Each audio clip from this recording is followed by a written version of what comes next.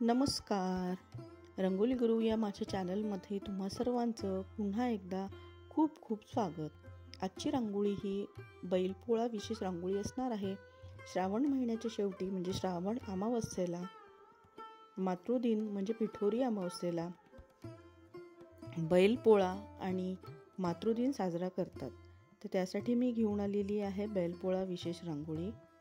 या रांगोळीमध्ये जसे आपण होळीला अग्नीचं महत्त्व आहे, दिवाळीला लक्ष्मी मातेचं महत्त्व आहे, तसेच पोळा हा सण बैलांचा सण म्हणून बैलांना खूप महत्त्व आहे. या दिवशी बैलांना नदीवर किंवा ओढ्यावर नेऊन त्यांना स्नान घातले जाते, आंघोळ घातली जाते, तेल लावून मालिश केली जाते. त्यांचा जो खांदा असतो तिथे हळद तूप लावून त्यांना शेक दिला जातो. त्याला खांदा शेकणे असं पण म्हणतात. त्यांच्या अंगावर सगळीकडे गेरूचे ठिपके देऊन त्यांना सजवलं जातं.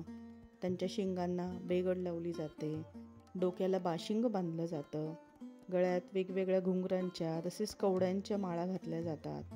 नवीन वेसण, नवीन कासरा घातला जातो.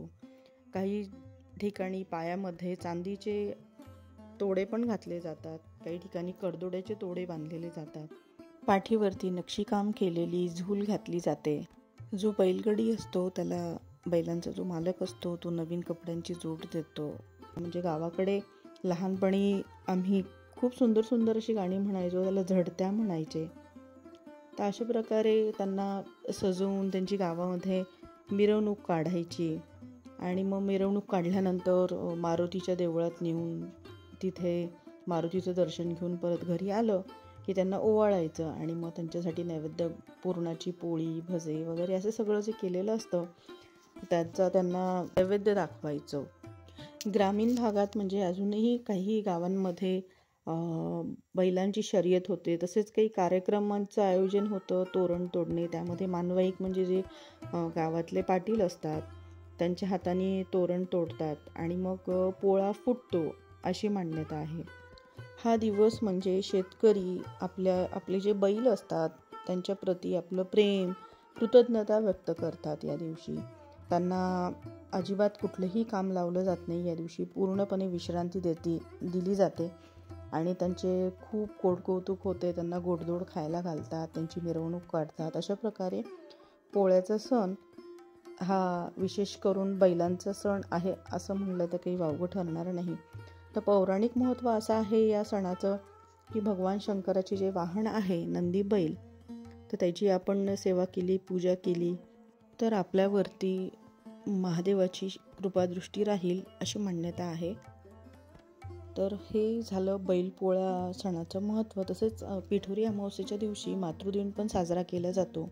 या दिवशी मला अजूनही आठवतं, लहानपणी माझी आई पिठोरीचं व्रत करायची, ज्यामध्ये अखंड सौभाग्य लाभो आणि आपल्या मुलांना दीर्घायुष्य मिळो यासाठी ती संध्याकाळी 8 कलश मांडायची आणि 8 वेगवेगळ्या शक्तींची पूजा करायची. तांदूळाच्या राशींवर 64 योगिनी यांची पूजा करायची, त्यांना आवाहन द्यायची, छोट्या छोट्या काहीतरी पिठाच्या मूर्ती बनवायची आणि मग पिठानेच बनवलेल्या पदार्थांचा नैवेद्य दाखवायची. आणि मग गोडधोड जे बनवलेलं असायचं ते डोक्यावरनं पाठी आम्हाला मागे उभं करून विचारायची अतिथी कोण, वाण देऊन, आणि मग आम्हाला ती म्हणायला सांगायची. आम्ही तर घ्यायचं आणि मी आहे असं आम्ही तिला सांगायचो. अशा प्रकारे वंशवृद्धीसाठी सुद्धा पिठोरी अमावस्येला खूप महत्त्व आहे. तर तुम्ही पाहू शकता रांगोळी पूर्ण होत आली आहे. तर तुम्हाला माझी रांगोळी कशी वाटली ती नक्की कमेंट करून सांगा. चॅनलवरती नवीन आला असाल तर चॅनलला सबस्क्राईब करायला विसरू नका.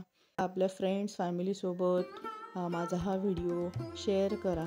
अशाच नवनवीन रांगोळ्यांसाठी पुन्हा रंगोली गुरु या चॅनलला विजिट करायला विसरू नका.